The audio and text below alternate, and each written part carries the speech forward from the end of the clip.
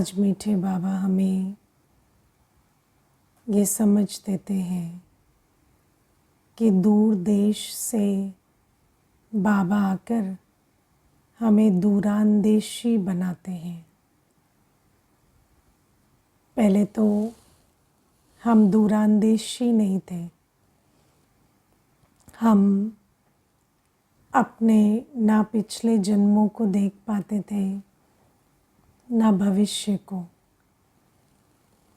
लेकिन बाबा आकर हमें दूरांदेशी बनाते हैं और बाबा हमें समझ देते हैं कि अभी हम ग्रेट ग्रेट ग्रैंडफादर के बने हैं।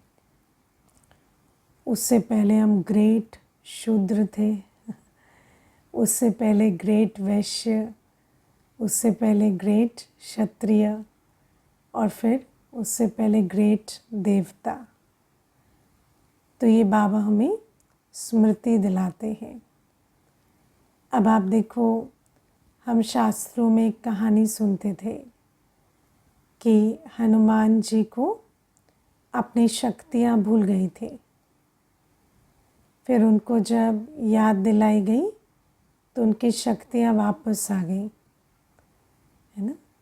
या अगर वैसे भी कॉमन रीति से दुनिया में देखें कि कोई पढ़ा लिखा व्यक्ति है, मानो डॉक्टर है, उसकी स्मृति चली गई, मेमोरी लॉस हो गया, तो फिर उसने जो पढ़ाई की है, उसको जो मनुष्य का इलाज करना आता है, वो उसको याद नहीं रहेगा।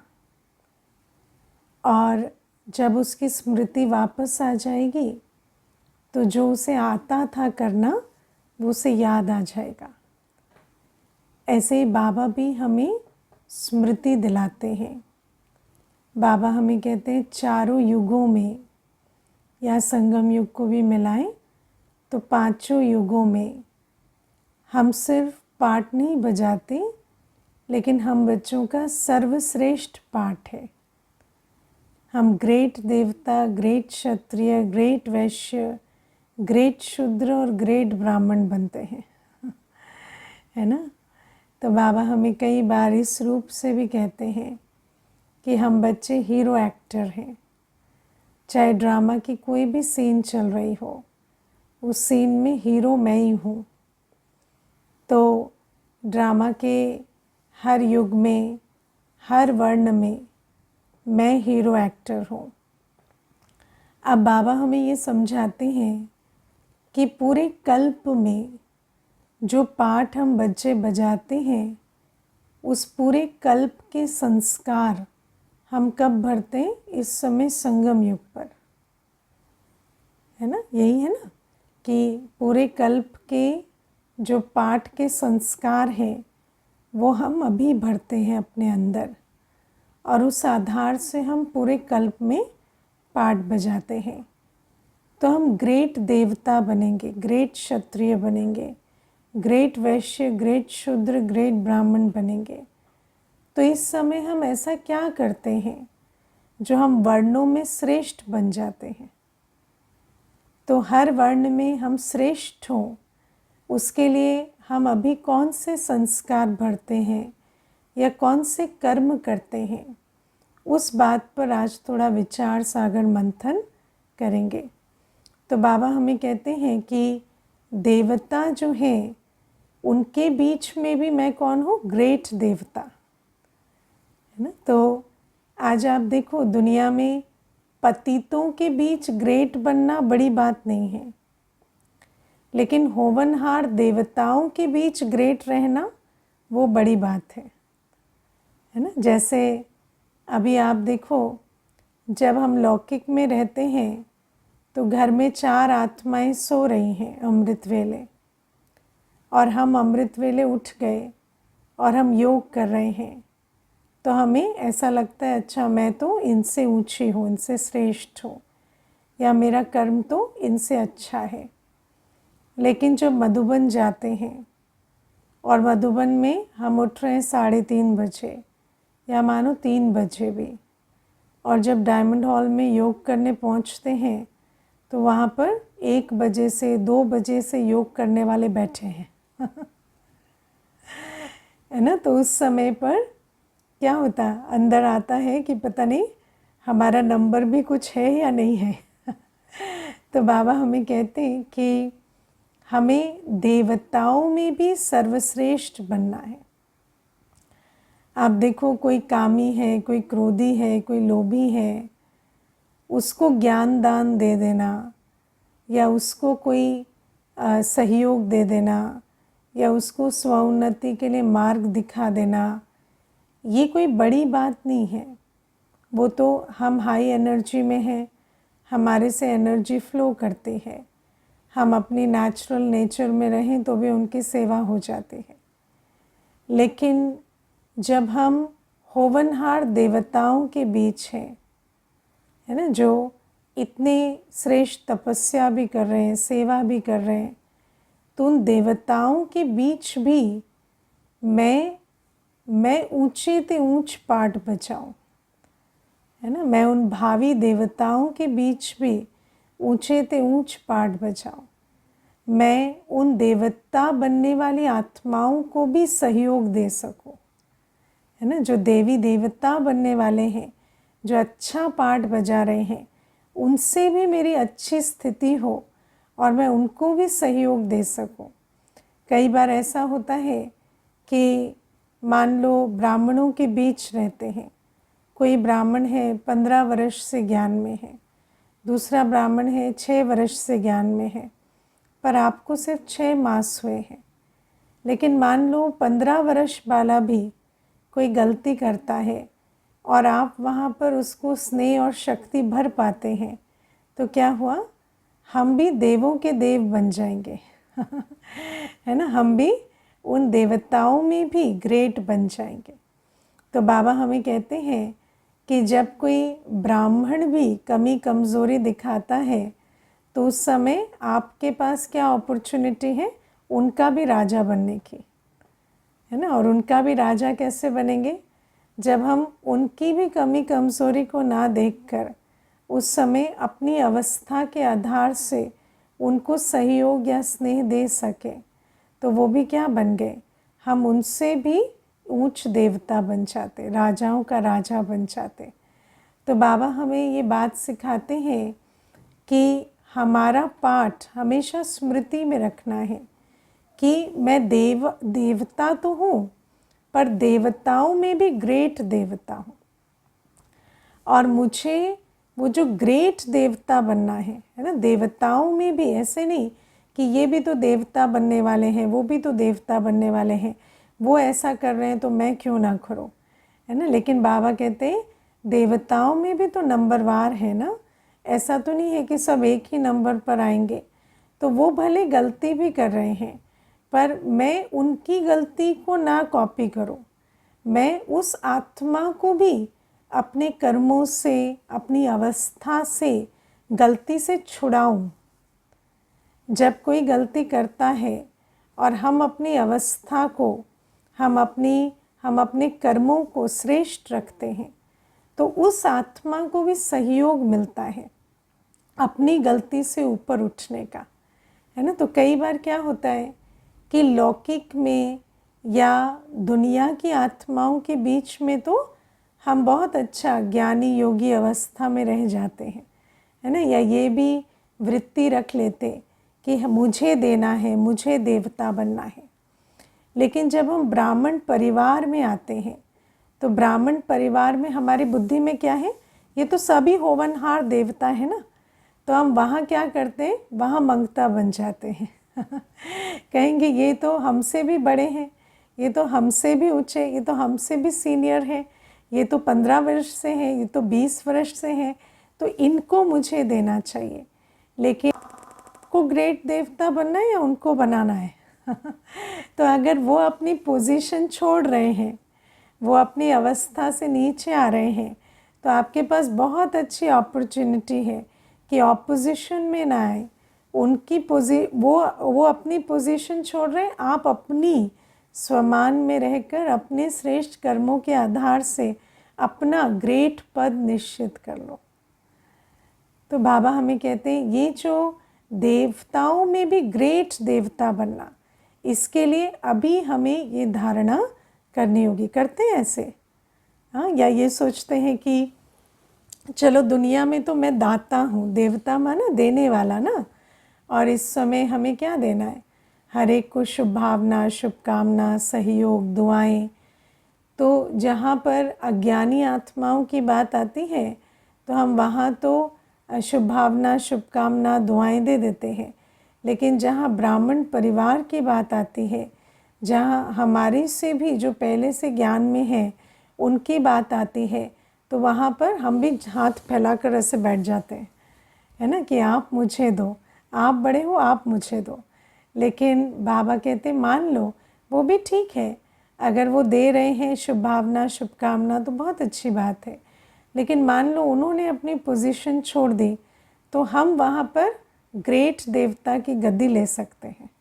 हम वहाँ पर अपनी दैवी अवस्था, अपनी ऊंची स्थिति में स्थित हो रहमदिली या सहयोग देते रहें।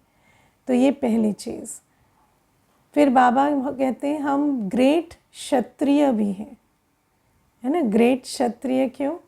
देखो, जब देवी देवताओं का चित्र दिखाया जाता है सूर्यवंशी का, तो सूर्यवंशी का चित्र किसका है? श्री कृष्ण का, श्री नारायण का।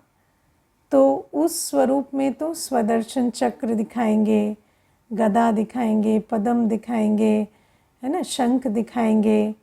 तो सारी धारणाएं मुझ में सर्वोच्च हो।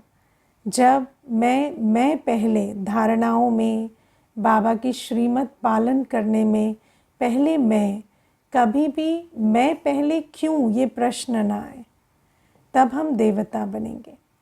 फिर जब क्षत्रिय की बात आती है तो जो चंद्रवंशी कुल है त्रेता युग में, उनको क्षत्रिय कहते हैं। अब उनको क्या दिखाया गया है? धनुष और तीर। धनुष और तीर क्यों दिखाया गया है? क्योंकि माया से युद्ध की निशानी है ना। तो बाबा कहते हम ग्रेट क्षत्रिय हैं। ग्रेट क्षत्रिय को इस समय क्या करना है? दुनिया में क्षत्रिय किसे कहते हैं? जो हिंसक युद्ध लड़े, है ना। और क्षत्रिय की बहुत महिमा करते हैं ना, कि ये तो युद्ध करने वाले हैं, ये तो वो हैं जो राज सत्ता संभालते हैं, या कहेंगे इनका धर्म है, धर्म के लिए युद्ध करना। लेकिन बाबा कहते हैं क्षत्रिय माना, क्षत्रिय कौन बनेंगे? चंद्रवंशी में भी कौन जाएंगे?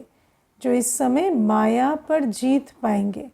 भले ही सर्वगुण संपन्न, 16 कला संपूर्ण गुणों की धारणा, शक्तियों की धारणा नंबरवार करेंगे, लेकिन माया पर पूरा जीत पाएंगे, तब जाकर हम चंद्रवंशी बनेंगे।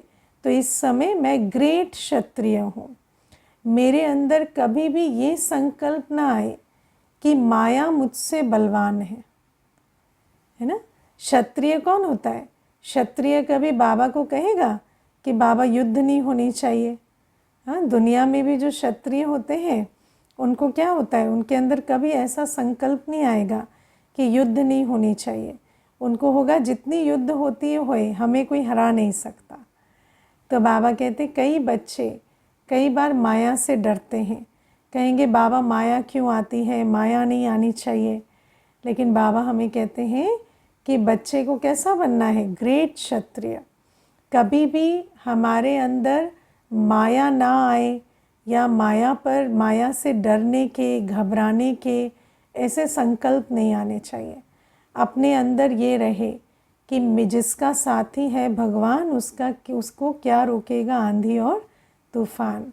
चाहे कितने भी पेपर आए, कितनी भी बातें आए, हमारे अंदर ये पक्का होना चाहिए कि तूफान आएंगे, तूफान चले जाएंगे, और बाबा की हाथ और साथ से हम तूफानों से ज़रूर पार हो जाएंगे।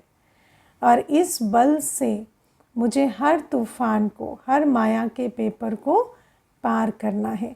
तो बनना है ना ग्रेट क्षत्रिय। तो हर दिन का चार्ट चेक करना कि देखो, जब हम देवता भी बनेंगे तो बाबा हमें कहते हैं कि मानो हम सर्वश्रेष्ठ देवता भी बने। कुछ आत्माएं तो ऐसी होंगी जो सीधा त्रेता युग में आएंगे। लेकिन जो देवी देवता सूर्यवंशी भी बनेंगे वो भी तो चंद्रवंशी में आएंगे ना पुनर्जन्म लेकर। उनमें से भी कई ऐसे होंगे जो ऊंच देवता तो थे ही सूर्यवंशी में, लेकिन जब चंद्रवंशी में आए तो वहाँ भी ऊंच पद पाया। तो हमें वो बनना है जो दोनों युगों में ऊंच पद पाए। और वो चंद्रवंशी ग्रेट वॉरियर बनने के लिए, ग्रेट क्षत्रिय बनने के लिए मुझे क्या करना है, इस समय पर माया का कोई भी वार ऐसा ना हो जो मुझे घायल करे। माया आए और मैं माया पर संपूर्ण विजय पाऊँ, एक संकल्प में भी मैं ना हिलूँ। तो सूर्यवंशी में तो आएंगे ही, लेकिन चंद्रवंशी में भी ऊंच पद पाएंगे। ऐसा बनना है ना। या कहेंगे माया, बाबा माया को मत भेजो। कई बच्चे होते हैं कहते हैं बाबा परिस्थितियाँ ना आए, कोई माया की उलझन ना आए। लेकिन ये संगम युग जो है ये तो माया पर जीत पाने का युग है। इस समय माया ना आए ये हमारे दिल में नहीं, क्योंकि माया को तो आना ही है। और माया तो आई क्यों है, विदाई लेने के लिए ना। अगर माया आएगी नहीं तो विदाई कैसे लेगी। तो माया से घबराना नहीं है, माया जीत बनना है। कई बार माया आती है ना तो कई प्रकार के संकल्प चलाते हैं बच्चे, ऐसा क्यों, वैसा क्यों, मेरे साथ ही क्यों, है ना, अभी होना था। तो ये सारी बातें जो बच्चे संकल्प के रूप में चलाते हैं, ये बातें हमारे अंदर कभी नहीं चलनी चाहिए। कोई भी पेपर आया हमें विजयी बनाने के लिए आया है, अनुभवी बनाने के लिए आया है। बाबा ने मुझे इतने खजाने दिए हैं, ऐसा कोई माया का पेपर नहीं है जो बाबा के खजानों को यूज़ कर कर हम पास ना कर सके। बाबा ने मुझे इतना ज्ञान बल दिया है, योग बल दिया है, पवित्रता का बल दिया है, गुणों का बल दिया है, शक्तियों का बल दिया है। मुझे बाबा के खजानों को यूज़ करना है। देखो बाबा ने हमें सहन शक्ति दी ना। बाबा सर्वशक्तियों का सागर है। सहन शक्ति लेते हैं बाबा से, हाँ, क्योंकि भक्ति मार्ग में तो यही प्रेयर करते आए कि भगवान कभी सहन शक्ति यूज़ करनी ना पड़े, परिस्थितियाँ इतनी अनुकूल हो प्रतिकूल बात आए ही ना, कभी सामना करना ही ना पड़े, कभी सहन शक्ति का यूज़ ही ना करनी पड़े। लेकिन बाबा हमें कहते हैं कि सर्वशक्ति संपन्न बनना है, सर्वगुण संपन्न बनना है, तो हर शक्ति का प्रयोग करना पड़ेगा, हर गुण का प्रयोग करना पड़ेगा। नॉलेजफुल बनना है तो ज्ञान की पॉइंट्स को अप्लाई करना पड़ेगा, यूज़ करना पड़ेगा, है ना। नहीं तो क्या होता, ज्ञान भी जो है, अभी मैं आपको एक बहुत छोटी सी बात बताती हूँ। मान लो आपने किसी को ज्ञान सुनाया, है ना, किसी को ज्ञान सुनाया कि कितनी भी बाहर बातें होती हैं, हमारा संकल्प तो हमारे हाथ में है, तो हमारा संकल्प तो हमारी अपनी क्रिएशन है। और चाहे सामने वाला कैसा भी हो, हम चाहे तो उसके प्रति शुभ और श्रेष्ठ सोच सकते हैं। मान लो आपने किसी को ज्ञान सुनाया, फिर वो आपको चैलेंज कर दे कि आप ऐसा करके दिखा सकते हैं, है ना। और फिर वो आपको कहे कि मैंने तो नहीं देखा कि वो जो सामने वाला फलाना था वो आप पर इतना शोर मचा रहा था, जब आपके साथ दुर्व्यवहार कर रहा था तो आप तो हिल गए थे, आप तो परेशान हो गए थे।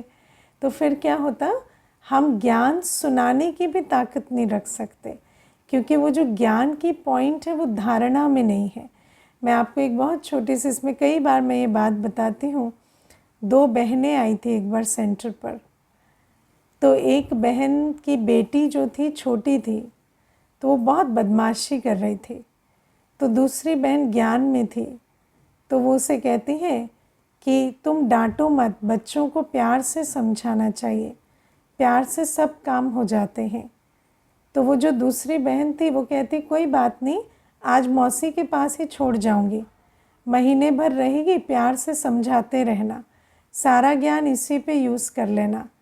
तो वो एकदम से घबरा गई और कहती नहीं नहीं, मैं तो ऐसे ही कह रही थी, अभी सेंटर पे बैठे हैं ना तो ये लोग ऐसे कहते हैं तो मैंने कह दिया, इसको मैं नहीं रखूँगी तो आप देखो कि कई बार क्या होता, कि ज्ञान जो है, ज्ञान की पॉइंट भी हमने अप्लाई नहीं की होती है, हमारे पास उसका अनुभव नहीं होता।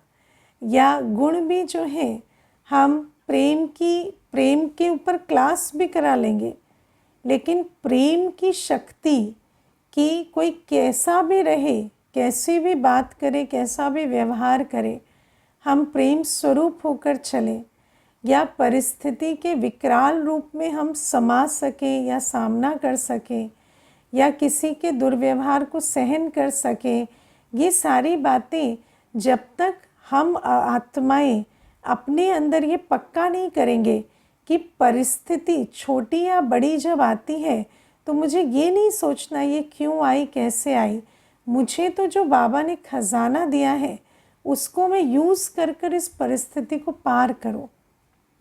और जैसे जैसे हम ज्ञान का, गुणों का, शक्तियों का खजाना यूज़ करेंगे तो हम ज्ञान स्वरूप, गुण स्वरूप, शक्ति स्वरूप बनेंगे, अनुभवी मूर्त बनेंगे। और बाबा हमें कहते जब ऐसे अनुभवी मूर्त होंगे तो माया जीत कहलाएंगे, तो ग्रेट क्षत्रिय बनेंगे ना। अगर सूर्यवंशी में उच्च पद पाना है, फिर चंद्रवंशी में भी उच्च पद पाना है, तो इस समय वर्तमान में सदा माया जीत बने। फिर तीसरा वैश्य है ना, द्वापर युग जब आता है तो जो वैश्य वर्ण होता है, तो वैश्य वर्ण में क्या होता है, बिजनेस है ना। तो बाबा हमें कहते हैं द्वापर युग में ऊंच पद पाने के लिए, द्वापर युग में राजाओं का राजा बनने के लिए, राजाओं का राजा नहीं, द्वापर युग में राजा बनने के लिए, क्योंकि आप सोचो द्वापर युग में भी ऐसे राजाएं हुए जिन्होंने भगवान के, शिव बाबा के हीरे के मंदिर बनाए कि नहीं। तो आप सोचो कि द्वापर युग में भी इतने धन, पोजीशन, मान वाली आत्माएं हुई हैं, ऐसा पाठ रहा है, तो वो जो द्वापर युग में इतना ऊंचा पाठ किन्हों का रहा, कौन है वो जो उस पाठ के अधिकारी बने। तो बाबा कहते इस समय पर जो बच्चे बाबा के साथ सौदा करते हैं, जो बच्चे मेरे को तेरा करते हैं, जो बच्चे तन मन धन से बाबा पर बलिहार जाते हैं, वो द्वापर में भी वैश्य वंश में, क्योंकि वैश्य वंश क्या है, बिजनेस, तो जो इस समय बाबा के साथ सौदा करते हैं, जो बाबा के साथ अच्छा बिजनेस करते हैं, वो द्वापर युग में भी ऊंच पद पाएंगे। देखो जब हम दुनिया में, जब हम कोई काम धंधा करते हैं, क्योंकि सतयुग त्रेता युग में तो कुछ कर नहीं पाना है ना, बिना किए भी सब कुछ प्राप्त होगा। सतयुग त्रेता युग का गायन है, अप्राप्त नहीं कोई वस्तु देवताओं के खजाने में। तो वहाँ तो कुछ करें या ना करें, सर्व प्राप्तियाँ जैसे कदम चूमती हैं। तो सतयुग त्रेता में तो जो प्रालब्ध के रूप में हमें सब कुछ मिलेगा, लेकिन द्वापर युग में जो बुद्धि है, जो भाग्य है, वो हमें कमाने या जो पद पोजीशन पाने में मदद करेगा। तो इस समय जिन बच्चों ने अपना तन मन धन बाबा को अर्पण किया है, जिन्होंने अपनी बुद्धि, समय, श्वास, संकल्प ईश्वरीय सेवा में अर्पण किया है, उस समय उनका समय, श्वास, संकल्प, बुद्धि, तन मन धन सब साथ देंगे, और उस समय भी उनके पास इतनी ऊंची पोजीशन बनेगी, रहेगी कि वो द्वापर युग में भी राजा बन पाएंगे और बड़े बड़े मंदिर भी बना पाएंगे। तो भक्ति में भी, भक्ति में एक तो होते पूजा करने वाले, दूसरे होते मंदिर बनाने वाले, इतना भगवान से प्यार रखने वाले, और वो भी ऐसे हीरे की जड़त वाले मंदिर बनाने वाले। तो बाबा कहते ऐसे द्वापर युग में भी हम ऊंच बने, इसके लिए अभी बाबा के साथ हमें पूरा सौदा करना है। क्योंकि आप देखो द्वापर युग में तो जो दान पुण्य होगा वो होगा, लेकिन द्वापर युग में भी इस समय की भी कमाई चलेगी। तो इसी कारण से हमें इस समय पर जो हम कर्म करेंगे उसके प्रारब्ध द्वापर युग में भी ग्रेट वैश्य के रूप में मिलेगी। और फिर बाबा कहते ग्रेट शूद्र है ना। ग्रेट शूद्र क्यों? आप विचार करो, जब हम बाबा के पास आए तो बाबा के पास आने के बाद तो हमारी बहुत झोली भरी, लेकिन बाबा के पास आने से पहले भी कलयुग अंत में भी अगर आप गिनेंगे तो हमारे पास बहुत प्राप्तियां होती हैं कि नहीं। सबसे बड़ी प्राप्ति तो ये है कि हमारे पास बुद्धि विवेक होता है। फिर आप अगर आज लिखने बैठेंगे तो अज्ञान काल में भी बाबा के पास आने से पहले भी बाबा को जब हम नहीं पहचानते थे तब भी हमें बाबा से कितनी बार कितने प्रकार से मदद मिली है। राइट बात है कि नहीं? कितनी बार कितने प्रकार से हमें बाबा से मदद मिलती है। और फिर जैसे जैसे दुख बढ़ता है तो हमारे पास बहुत सारे रास्ते होते हैं, कलयुगी रास्ते, लेकिन फिर भी हमारी बुद्धि इतना साथ देती है कि हम उन रास्तों को नहीं पकड़ते, लेकिन हम बाबा के पास पहुंचते हैं। मुझे याद है एक माता कहती थी कि दीदी जब बहुत जीवन में दुख बढ़ा ना, जब बहुत परेशान हो गई थी, तो मेरे पास बहुत सारे रास्ते थे और बहुत सारे ऐसे संबंध भी थे जो मुझे उन रास्तों पर चलने के लिए प्रेरणा देते थे। जैसे कोई कहता कि बिल्कुल है ना, जीवन को महत्व ही नहीं दो, कोई कहता कि शराब आदि में चले जाओ। कहती लेकिन पता नहीं दीदी, हमारा कुछ पूर्व संचित कर्म ही रहा होगा कि हमारे पाँव उस तरफ कभी नहीं बढ़े। कितने भी तंग हुए, कितने भी परेशान हुए, लेकिन बुद्धि ने यही कहा कि बाबा के घर जाते हैं, बाबा के पास जाते हैं। और हम बाबा के पास आए और फिर धीरे धीरे बाबा ने इतनी शक्ति भरी कि बड़ी बात छोटी हो गई। तो आप विचार करो कि शूद्रों में भी हम ग्रेट रहते हैं कि नहीं है ना। हमारे अंदर इतनी समझ, अकल, या आप सोचो कि उसमें भी एक बहुत बड़ी चीज़ होती है कि हम बाबा को चुनते हैं, माया को नहीं। तो ये भी जो जीवन है ये हमें कैसे मिलता है? ग्रेट शूद्र कैसे बनते हैं? जो इस समय एक झटके में बाबा को चुनते हैं, माया को नहीं, है ना। जो इस समय पूरा बाप पर बलिहार जाते हैं। जो बच्चे इस समय बाबा ने कहा विकार छोड़ो तो छोड़ो, है ना। जब हम बाबा के पास आते हैं उससे पहले हमें विकारों की समझ नहीं होती। हमें बस इतना पता होता है चोरी नहीं करनी, झूठ नहीं बोलना, शराब नहीं पीना, या किसी को ये पता होता है अच्छा अशुद्ध भोजन नहीं खाना, मांस आदि नहीं खाना, या सिगरेट नहीं पीनी। लेकिन उससे ज़्यादा हमें कोई काम, क्रोध, लोभ, मोह, अहंकार का नहीं पता होता कि ये विकार है। लेकिन जब हम बाबा ने हमें ज्ञान दिया और एक झटके से हम बाबा की श्रीमत अनुसार विकारी जीवन को छोड़ देते हैं। बाबा कहते हैं ना, मुझे दान दे दो, विकारों का दान दे दो। तो जब हम बाबा की श्रीमत पर विकारों का दान दे देते हैं, ऐसी प्रतिज्ञा करते हैं कि चाहे कुछ भी हो जाए, जो एक बार दान कर दिया, जो विकार मैंने छोड़ दिया, बाबा को दे दिया, उसको फिर कभी भी यूज़ नहीं करना।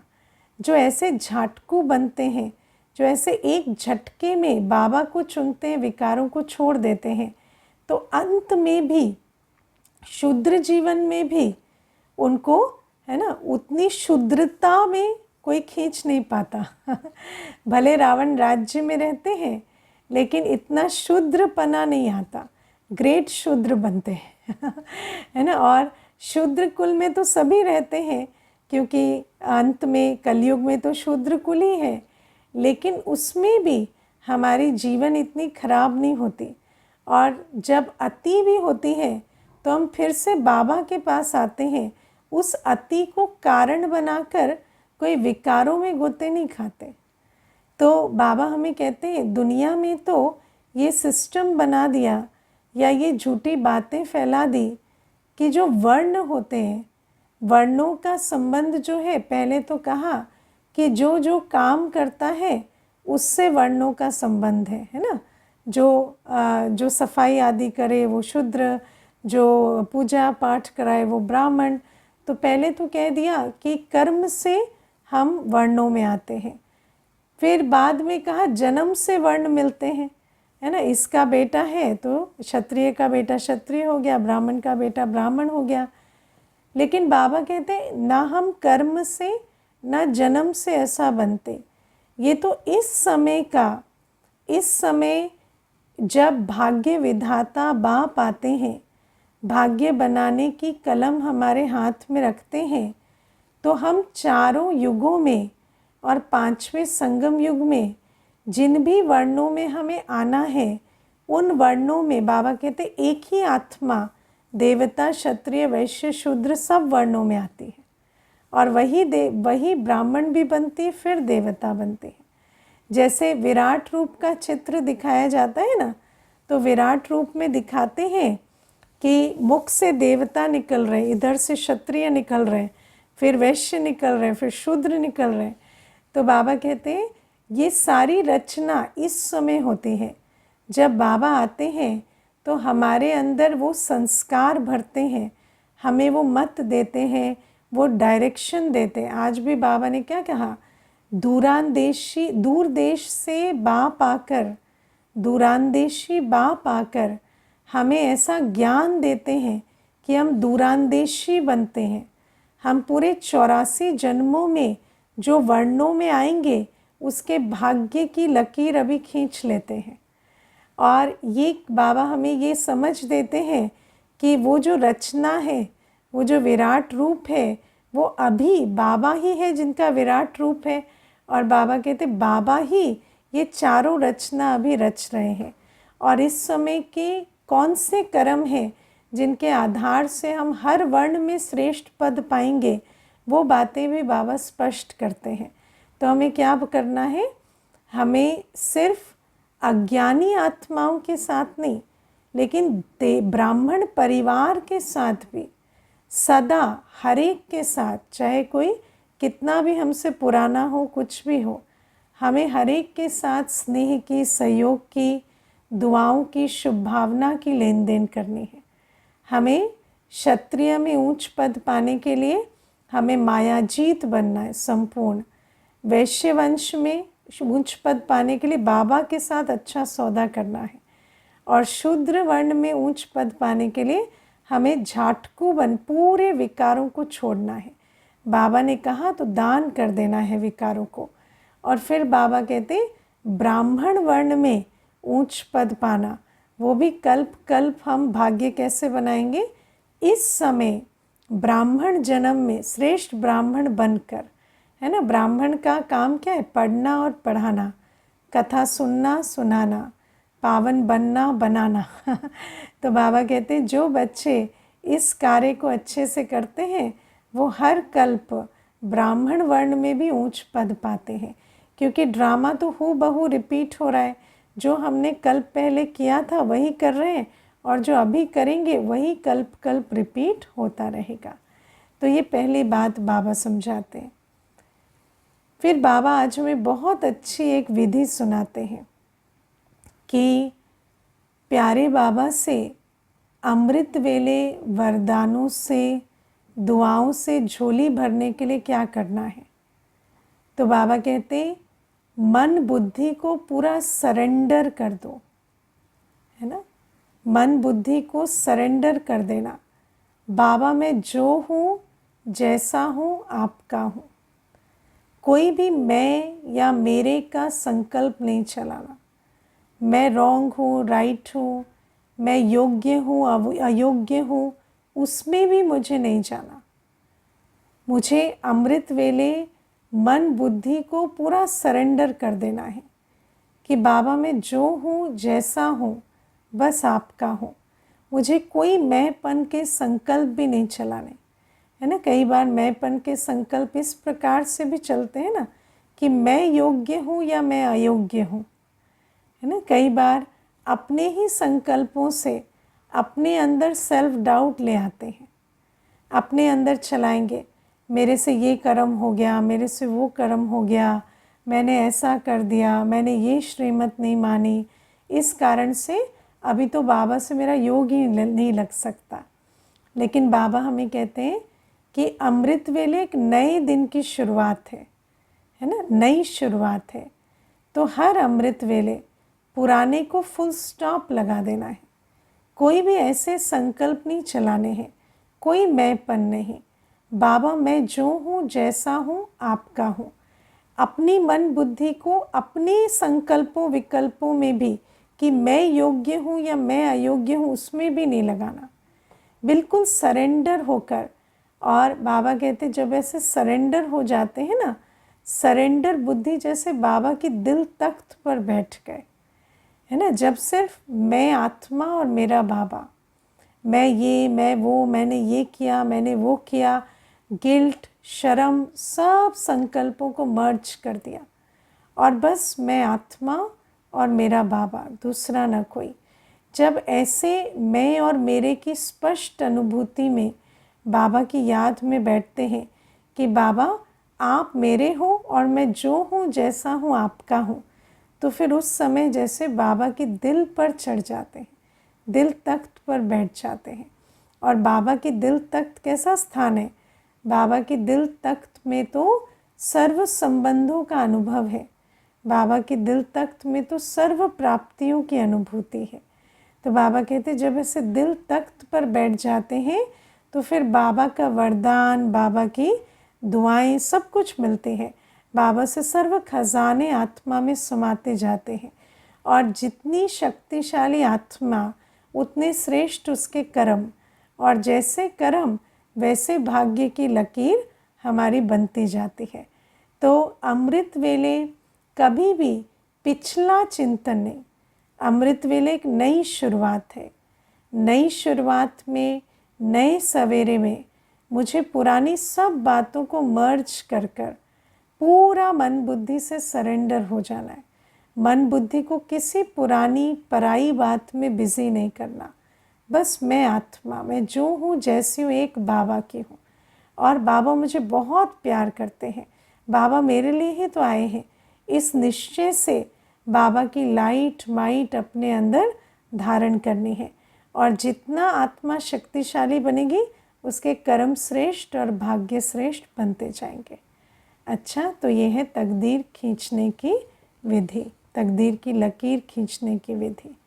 ओम शांति।